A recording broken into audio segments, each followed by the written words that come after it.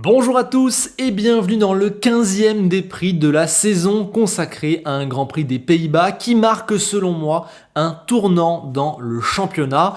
On savait McLaren forte, peut-être plus forte, désormais en tout cas hier, elle était trop forte. Durant l'été, on s'est posé des questions. Avant la reprise, j'ai même sorti une vidéo où on se demandait si Norris pouvait piquer le titre à Max Verstappen. Eh bien, dès la course de reprise, on a eu quelques réponses. Alors oui, il reste encore 9 Grands Prix, beaucoup de choses peuvent changer, mais la dynamique est très claire. Pour la première fois, le tracé atypique, unique, historique, aux conditions météo si particulières et parfois un tracé un peu limite au niveau de la sécurité comme l'a vu avec Sargent, eh bien ce tracé de Zandvoort pour la première fois a apporté de bien mauvaises nouvelles à Verstappen et je ne parle pas de la qualité plutôt terne de la course qui a été un peu annihilée à cause des difficultés à se doubler sur ce circuit avec une ligne droite assez petite et où l'aspect stratégique n'est pas forcément très prégnant puisque ça dégrade très peu et il n'y a qu'un seul arrêt. Mais non, pour Verstappen, le plus gênant, c'est bien le résultat. La victoire de Lando Norris, certes, son premier hat-trick en carrière, seulement le 48e pilote à y arriver, mais surtout l'écart, 22 secondes, le record de la saison. Première fois depuis Jeddah 2021 qu'un pilote autre que Verstappen gagne avec un tel écart. Leclerc, on le voit, est sur le podium, un peu surprise, devant Piastri et Russell, on y reviendra. Sainz est remonté de la 10e place et termine devant Perez et devant les deux Mercedes, un résultat assez décevant. Gasly, lui, est un magnifique 9e, quand Alonso prend le dernier point devant Hülkenberg. Et justement, attaquons le débrief de cette course qui va être assez claire, tant les choses ont été pour moi hier fluides, limpides et assez efficaces, et tant le constat à l'arrivée me semble un petit peu évident. En effet, ce week-end, contrairement au dernier en date, on n'a absolument pas besoin de se prendre la tête. Lando Norris ne pouvait que gagner ce Grand Prix. Il n'y avait pas photo, la McLaren était largement au-dessus. 3 dixièmes en qualif, 7 dixièmes par tour sur la fin du premier relais. Et on a vu ensuite 17 secondes gagnées sur les 45 dernières boucles. C'est assez énorme, c'est le plus gros écart de la saison en tout cas largement. Pour moi, vous le savez, cette voiture elle est au-dessus depuis Miami et ça ne s'est pas vraiment vu ni au classement ni dans les victoires à cause d'erreurs, à cause d'une équipe et d'un pilote pas encore prêt, à cause aussi de scénarios de Grand Prix un petit peu fous, de la résurgence de Mercedes et de Max Verstappen. Mais voilà, cette voiture elle met une vitesse aux autres aujourd'hui, le pilote en fait ce qu'il veut dans n'importe quel virage, sur n'importe quel circuit, elle est d'une fluidité exceptionnelle. Et ce week-end, il n'y avait particulièrement rien à faire, d'autant plus qu'ils ont ramené un nouveau gros package d'amélioration qui visiblement leur a fait faire un nouveau pas en avant. Le croisement des dynamiques avec Red Bull est absolument incroyable. C'est la meilleure force du plateau et on est même face à un risque de domination. Tout le monde a pris un coup sur la tête hier. Alors on a bien cru que l'histoire allait se répéter et que tout allait être encore gâché quand Norris a raté son départ. Encore 6 départs en tête, 0 fois premier au premier virage. On a vu ressurgir ces vieux démons et ça c'était complètement interdit. Après la trêve, il était censé avoir appris les leçons durement données sur la première partie de saison où, pour la première fois de sa carrière, il a joué les avant-postes. Mais finalement, ça n'a pas eu d'incidence sur son résultat et après son excellent dernier tour de Q3, il a fait un Grand Prix très appliqué, très calme et il a parfaitement mené sa barque.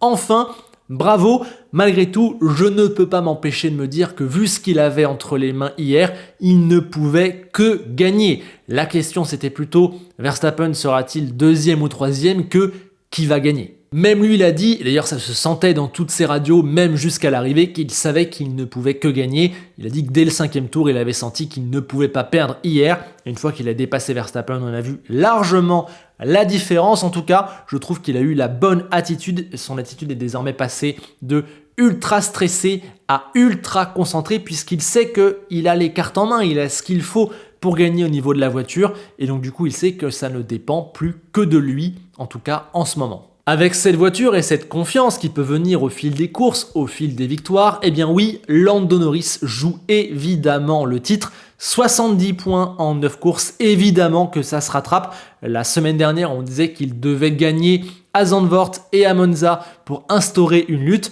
Pour l'instant, il est dans les temps de passage. En tout cas, il y a largement match, il y a largement combat. Et je dirais même qu'hier, la peur, la pression a changé de camp. McLaren est évidemment aux anges après une telle performance, c'est aussi la 4e course consécutive qu'elle est celle qui prend le plus de points et il n'y a plus que 30 unités de retard aux constructeurs, leur travail est vraiment dingue, mais il n'y a qu'une seule voiture sur le podium et je pense qu'on a vu ce week-end tout ce qu'il manque à Piastri qui est bien trop souvent mis à un niveau qu'il n'a pas encore, je ne cesserai jamais de le répéter. Oui, ses flashs de talent sont exceptionnels, mais ce sont des flashs, ses performances sont bonnes, mais ce n'est pas encore au niveau du haut du panier. La différence face à Norris est quand même ultra claire quasiment tous les week-ends et pour moi, à Zandvoort, il devait largement mieux faire. D'abord sur le dernier tour de Q3 où il rate sûrement un départ en première ligne, ce qui aurait très largement changé sa course. Et ensuite, je l'ai trouvé moyen dans sa capacité à faire la différence face aux autres. Déjà au départ, il perd une position. Et ensuite, sur le premier relais, certes, il gère sûrement un petit peu, mais il n'est pas dans le DRS de George Russell, se fait undercuter de manière un petit peu bête par Leclerc, alors que je pense qu'il avait bien plus de rythme. Et à la fin, on le voit, il a des pneus bien plus frais et bien plus de rythme que Leclerc. Il a d'ailleurs déposé Russell, mais il va buter 30 tours à la seconde face à Leclerc et ne jamais pouvoir le dépasser. Voilà. Je pense qu'hier, quand on voit la marge de 22 secondes entre Norris et Verstappen, bah ouais, ça aurait dû être un doublé McLaren et Oscar a pu hier mesurer ce qu'il lui manque encore face au haut du tableau. Du côté de Red Bull, c'est désormais l'inquiétude. Le constructeur, clairement, on peut l'oublier maintenant et ça se complique pour le titre pilote de manière bien réelle. Max le sait, il le dit et son langage corporel sur le podium est on ne peut plus clair. Il n'a plus maintenant les choses en main. Pour la première fois depuis 2 ans, depuis la mi-saison 2022. 22 secondes de retard sur la ligne à Zandvoort, c'est franchement dingue et encore, Norris a été bloqué 17 tours derrière Max Verstappen. En fait, Red Bull ne peut plus gagner en ce moment, on n'a d'ailleurs pas gagné depuis 5 courses et était hier bien plus proche de Ferrari qui est 3 secondes derrière que de McLaren. C'est assez inquiétant. Et la plus mauvaise nouvelle hier, c'est que je crois que cette 2e place de Max Verstappen, c'est un résultat presque trop beau par rapport au niveau de la voiture. Là, Mercedes n'était pas là et Piastri n'a pas assuré, mais je crois que voilà, perdre 8 points sur Norris hier, c'est déjà quasi un exploit de la part de Verstappen de perdre seulement 8 points. Et on sait maintenant que ce scénario où il ne perd que ça chaque week-end, ça ne lui permettra pas de tenir jusqu'au bout. Donc ouais, là pour Red Bull, les perspectives sont que négatives. La voiture est extrêmement capricieuse, rigide, elle a besoin d'être réglée beaucoup plus finement, elle a perdu sa fluidité et ne répond simplement plus aux demandes de Verstappen. Il l'a même d'ailleurs dit dans une radio en course, elle ne réagit pas à ses inputs, à ce qu'il demande. Et ça, c'est la concrétisation d'une dynamique qu'on voit depuis un petit moment. L'équipe glisse de manière irrémédiable, n'a plus vraiment de marge pour développer sa voiture, ne sait plus vraiment où aller, dans quelle direction au niveau du développement, et va devoir faire un sacré exploit pour ne serait-ce que rejouer avec McLaren d'ici à la fin de saison. Alors oui, tout bouge beaucoup d'un week-end à l'autre, on l'a vu avec Mercedes notamment entre Spa et Zandvoort, on va y venir, mais là, le déficit entre McLaren et Red Bull, on l'aperçoit depuis un petit moment, il est gros, il ne fait que commencer à se concrétiser. Donc oui, ils peuvent tout perdre, la réalité qui était sous-jacente depuis 6-8 courses leur a un petit peu explosé à la figure. Hier, ils ont pris très cher. Verstappen va évidemment limiter les dégâts du mieux possible, ça on peut lui faire confiance, et va espérer que 2 ou 3 faits de course lui permettent de respirer un petit peu, mais en tout cas, cette stratégie contrainte ne leur permettra pas de tenir jusqu'au bout face à McLaren si on revoit les choses de ce week-end. Donc il va falloir faire mieux pour conserver cette avance et conserver le titre. Voilà où nous en sommes. Concernant Pérez, un mot rapide pour dire que oui, c'est mieux, hein, il ne prend que 4 dixièmes en qualification, ce qui est son écart le plus faible depuis Miami et depuis la moyenne des 5-6 premières courses de la saison. Et oui, il n'y a pas d'erreur, il a gommé depuis 3-4 courses les erreurs. Red Bull l'aide aussi un petit peu avec certaines pièces qu'il a amenées spécialement pour lui, etc. C'est très bien, mais ça ne change absolument pas une seule seconde le problème, puisque des 8 pilotes de tête, il sera toujours le 8e, et que ce soit pour le constructeur ou pour la quête du 4e titre de Max, il ne pourra absolument rien faire, il ne sert à rien. On l'a compris à Spa, c'est confirmé ici, plus jamais il ne pourra impacter de manière directe les courses. Il roule clairement à une seule voiture. Alors hier, s'il termine 6e, c'est parce qu'Hamilton part 14e et parce que Mercedes a fait un très mauvais week-end. On va y venir. Mais voilà, jusqu'à la fin de la saison, s'il ne fait pas d'erreur, il ne marquera que les points que lui accordent les 7 autres top pilotes. Et derrière la lutte McLaren-Red Bull, j'ai été très surpris des dynamiques entre Mercedes et Ferrari, puisque ces derniers temps, les flèches d'argent jouaient les podiums et les victoires. D'ailleurs, ils avaient remporté 2 des 3 dernières courses avant la trêve, tandis que la Scuderia était devenue une 4e force assez esselée. Un schéma qui s'est d'ailleurs vérifié lors de la qualification, où la 6e place de Leclerc à 9 dixièmes de la pole semblait vraiment être le maximum, et où un Carlos Sainz qui manquait de roulage et de confiance s'était arrêté aux portes de la Q3. On ne s'attendait donc pas à grand chose, eux-mêmes d'ailleurs en premier, les pilotes l'avaient dit, Vasseur l'avait dit également, et je pense que 5e et 7e c'était déjà potentiellement le meilleur résultat pour eux sur une piste qui ne semble pas leur convenir et avec une voiture qui n'a pour l'instant pas d'évolution. Mais on a eu une bonne surprise, on avait peut-être un petit peu oublié que c'est vrai, cette machine elle est bien meilleure le dimanche que le samedi, elle gère très bien ses gommes, elle arrive à suivre les autres de plus près, ça c'est vraiment un très gros point fort, mais quand même, de là à faire un podium et une 5e place, ça c'est une grosse surprise. Avec son bon départ où il fait l'extérieur au premier virage à Pérez, Leclerc s'est idéalement placé. Derrière, il a réussi à rester dans le DRS d'Oscar Piastri tout le long du premier relais, ce qui a donné l'opportunité à Ferrari de tenter un undercut extrêmement bien senti. Et oui, c'est l'arme fatale en ce moment en F1 au niveau de la stratégie, et eux n'avaient rien à perdre. Ils ont eu raison de le tenter, ça a bien marché. Piastri, à ce moment-là, a été piégé, a dû allonger son premier relais et tenter de revenir sur la fin avec des gommes qui avaient quasiment 10 tours de moins, mais ça n'a pas marché. Pendant 30 tours, il a buté sur Leclerc. Leclerc a tenu magnifiquement. Russell lui aussi a été battu sur l'undercut, d'autant que son arrêt a été 1 seconde plus long, ce qui lui a coûté un petit peu cher. J'ai cru un moment qu'il allait pouvoir repasser, mais il a été coincé un demi-tour derrière Gasly, ça lui a fait perdre 2 secondes, et derrière, il n'a jamais plus raccroché le wagon Leclerc. Et donc le Monégasque prend un podium extrêmement positif pour Ferrari, fruit d'un week-end parfait, absolument maximisé, et de l'inspiration stratégique de son équipe. Et puis à l'arrivée, mine de rien, il n'est qu'à 3 secondes de Max Verstappen, donc quand on relit la course, on a le sentiment qu'hier, Ferrari était plutôt la 2e force, alors qu'on pensait qu'elle serait la 4e, comme depuis 4-5 courses. Enfin, des bonnes nouvelles, et c'est de bon augure pour la suite, et notamment pour Monza, la course de l'année pour la Scuderia, où ils auront en plus des améliorations très attendues. Peut-être que leur saison va enfin pouvoir redémarrer, rejouer les podiums à la régulière, rejouer pourquoi pas bientôt les victoires. Voilà, hier chez Ferrari, c'était de l'optimisme et un très très bon dimanche. Un mot rapide de Sainz qui fait 5e alors qu'il était sur le reculoir samedi. Il a su un petit peu limiter les dégâts et ensuite faire une très très bonne course. Il s'est débarrassé des Aston et de Gasly. A mis quelques tours quand même, j'ai trouvé, à revenir et à dépasser Pérez, mais il l'a fait et il a ensuite vu une Mercedes disparaître de son chemin. Voilà, terminer 5e, c'était assez inespéré. Encore une bonne course de sa part et donc décidément un dimanche parfait de Ferrari.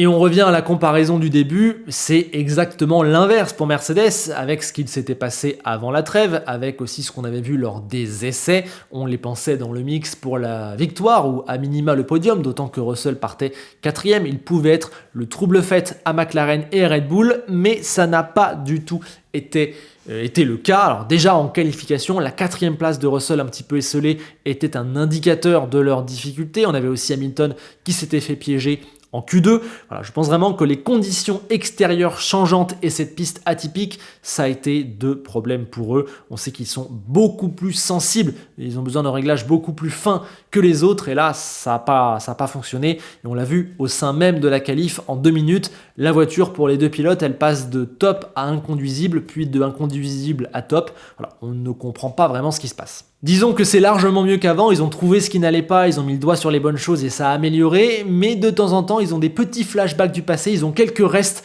de leurs difficultés depuis le début de l'ère de la réglementation sur l'effet de sol, depuis le début 2022. Mais le truc le plus inquiétant, ça a clairement été la course. Russell était pourtant 3e après le départ, avant l'arrêt, mais une fois qu'il est passé derrière Leclerc, qui s'est fait undercutter, on a vu qu'il n'avait absolument pas le rythme. Piastri l'a aussi déposé. La 5e place était même menacée par Carlos Sainz.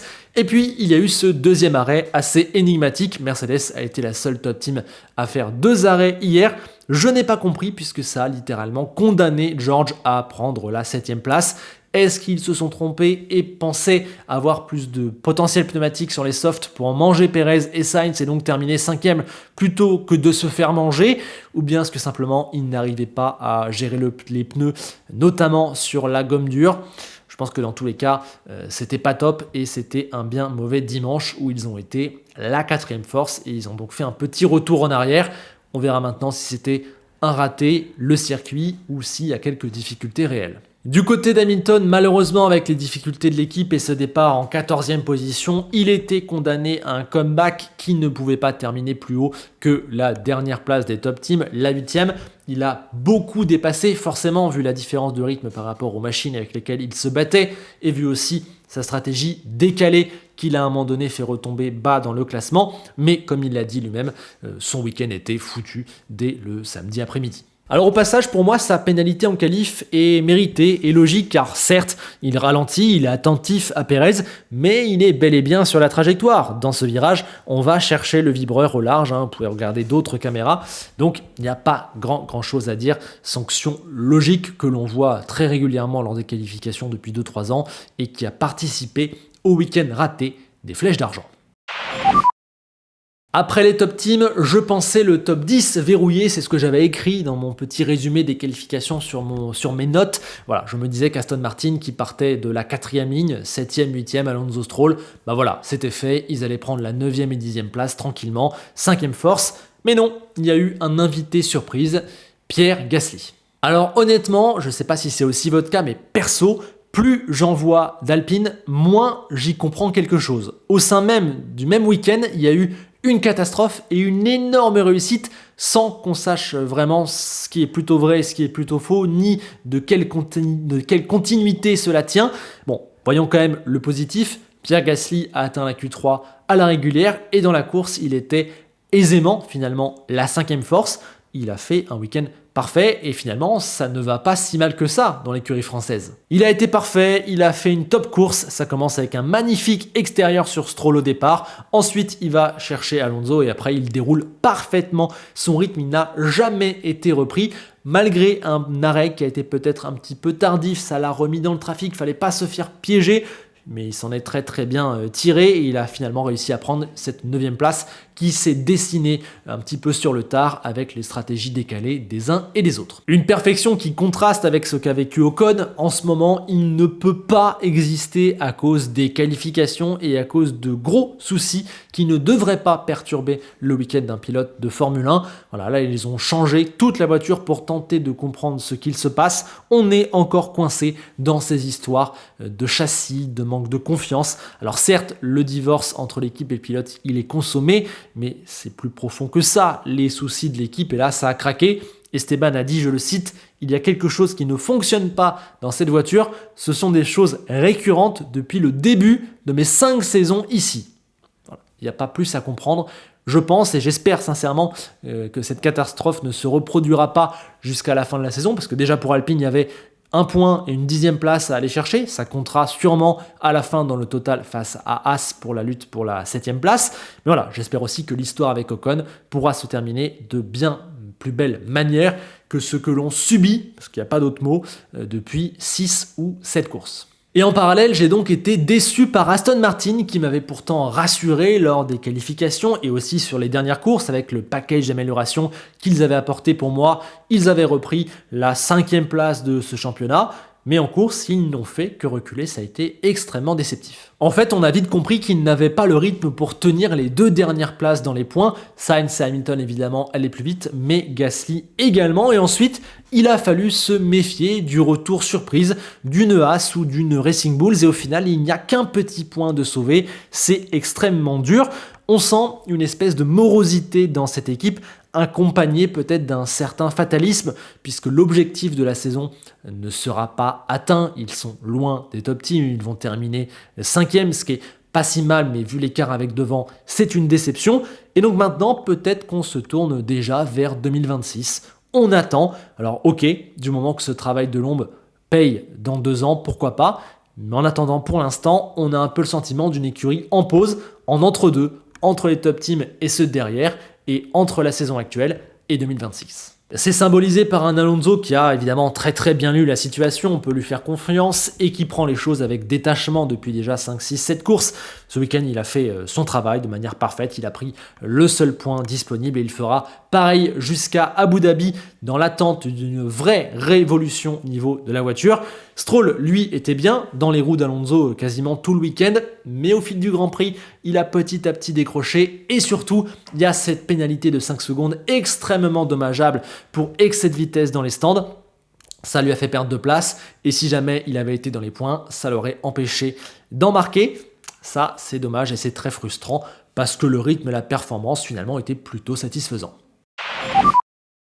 Malheureusement, on se répète un peu de dépris en dépris, mais pour les 4 équipes restantes, eh bien, les sports de points étaient nuls. Déjà, il y a 8 places qui sont verrouillées, et puis là, il y avait Gasly et il y avait les Aston qui avaient un petit avantage de performance. L'équipe parmi les 4 qui aura le plus de regrets, c'est très clairement Williams, qui avait enfin apporté sa grosse évolution de l'année, et ça fonctionnait, c'était mieux. Ils étaient largement dans le match pour des points. J'aurais adoré voir Albon à côté de Gasly et d'Alonso, mais il y a eu 2 catastrophes. Déjà, l'énorme crash de Sargent, alors ça ne change rien comptablement car il n'aurait jamais terminé dans les points, mais ça fait des pièces nouvelles qui sont détruites, ça coûte très cher à une équipe qui compte un petit peu ses sous, ça demande encore un énorme effort aux mécanos qui sont très sollicités cette saison, et ça met un coup moral, voilà, ça met une gêne dans l'équipe.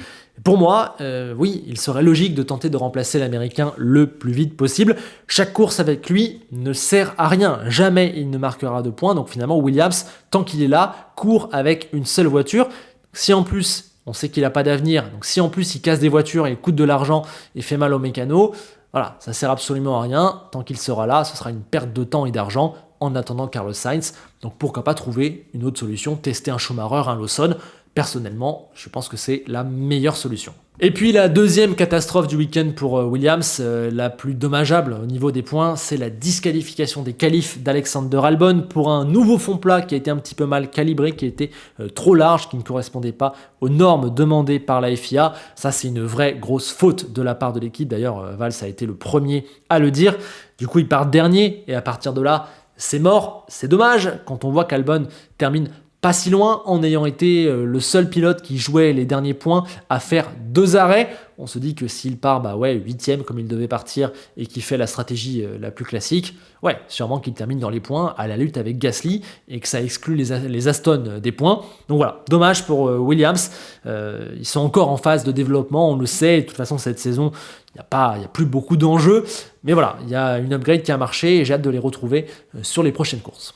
Haas, elle, continue de faire un bon travail, constant, sans erreur, en faisant le maximum. Mais voilà, il en manque maintenant pour jouer les points. Alors par contre, bien joué à eux, ils ont tenté une stratégie décalée, un undercut de l'extrême avec Nico Hülkenberg qui avait des pneus 15 tours plus frais que ses concurrents. Mais donc du coup, des pneus à un moment donné 15 tours plus vieux que ses concurrents. Il a pris la 9e place, mais le retour des autres était inévitable. D'abord Gasly, puis Alonso, et il termine 11e, dommage, mais c'était, je pense, le maximum que pouvait faire Haas hier, et surtout, bien joué parce que le coup tenté aurait pu marcher. Magnussen, lui, n'a pas été loin sur la majorité du week-end, d'ailleurs, lui qui avait connu des difficultés lors des essais libres, mais voilà, il s'est qualifié derrière, et il a toujours du mal en course. On l'a vu faire une sortie de piste au premier virage, et ensuite il a glissé bien plus vite et bien plus loin que son coéquipier.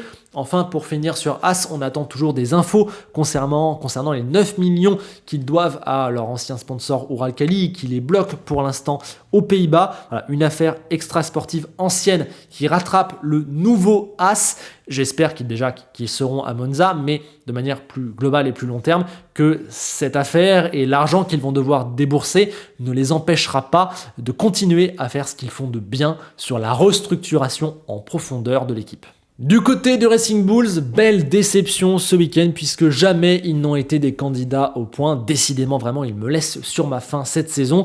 En plus, en course, ils ont donné la meilleure stratégie à Ricciardo qui était le moins bien placé et le moins performant. Et quand on voit qu'il termine 12e, on se dit qu'ils avaient donné cette stratégie à Tsunoda qui était obligé de faire 2 arrêts, le pauvre.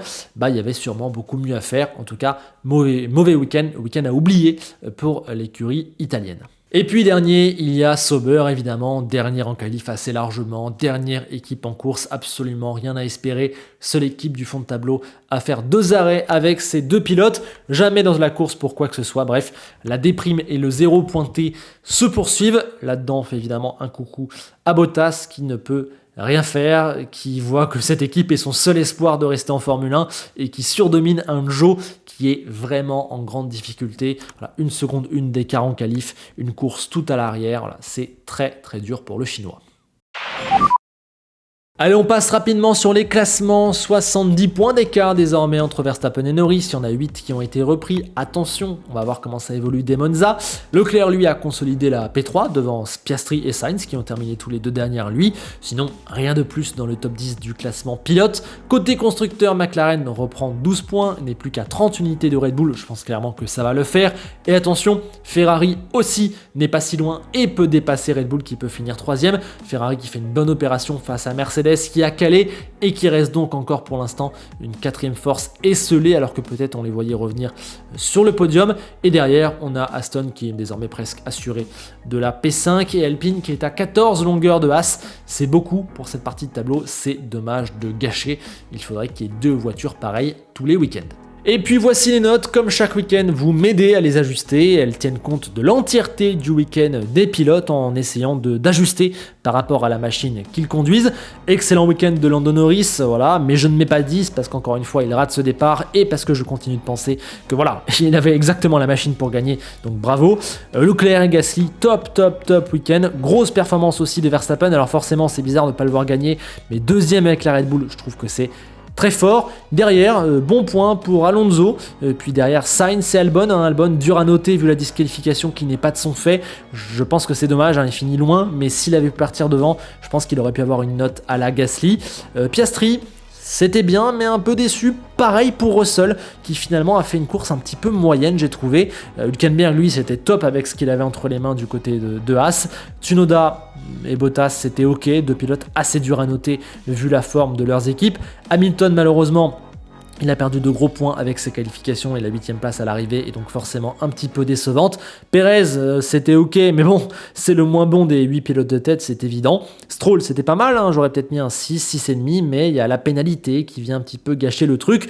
Ricardo, c'était bof. Ocon, j'ai mis 5 parce que c'est trop dur à noter dans ce week-end compliqué. Magnussen, c'était ok, mais pareil, la course me laisse à désirer. Et puis derrière, très compliqué pour Guan Yu Zhou. Et catastrophique pour Sargent qui a fait un gros accident assez bête avec la roue dans l'herbe. Il n'a pas participé au qualif et derrière sa course est compliquée. Pour moi, c'est compliqué, c'est la pire note de la saison. Et côté équipe, je plébiscite McLaren. Dommage, le doublé, leur aurait sûrement valu un 10. Ferrari, finalement, c'était bien. Un samedi compliqué, un bon dimanche. Red Bull, voilà, ça continue de glisser. Mercedes est un petit peu passé à travers. Alpine, c'est bien, mais ça monte pas plus haut parce que y a qu'une des 2 voitures. Aston, déception. As, c'était dur, mais au moins ils ont tenté un petit truc. Racing Bulls, mauvais week-end. Williams, franchement c'est dommage, ils auraient pu prendre des points dans tous les classements, mais malheureusement il y a des grosses fautes professionnelles avec la disqualification à partir de là. C'est compliqué, et Sauber est la pire équipe du plateau. Voilà, j'espère que ce débrief vous aura plu. Je vous attends en commentaire pour en discuter tous ensemble. Pensez-vous que Lando Norris, c'était la question que je vous posais dans la dernière vidéo, joue désormais le titre? Pour moi, oui, clairement, on aura le temps de reprendre tout ça à tête reposée au fur et à mesure des dernières courses. Je vous attends en tout cas en commentaire pour parler de tous les sujets de cette course. Pensez à liker cette vidéo si elle vous a plu, à vous abonner si vous voulez me soutenir. On se retrouve très vite pour plein d'infos, notamment sur le mercato, il y a des choses à dire. Et on se quitte avec Enzo Ferrari qui a un petit message à la direction de la Formule 1, notamment à Stefano Domenicali, qui se comporte de manière un petit peu indélicate avec le circuit de Zandvoort qui est en fin de contrat à la fin de la saison 2025.